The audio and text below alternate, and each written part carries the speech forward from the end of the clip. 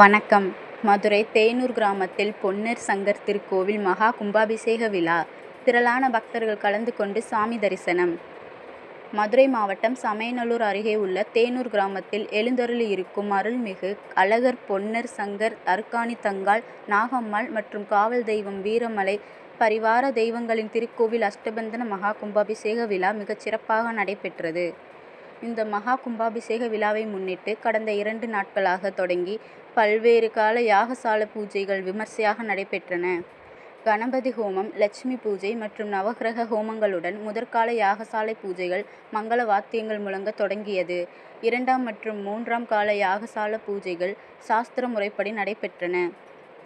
இன்று அதிகாலையிலேயே 4ஆம் கால யாக பூஜையுடன் விழா நிறைவு பெற்றது.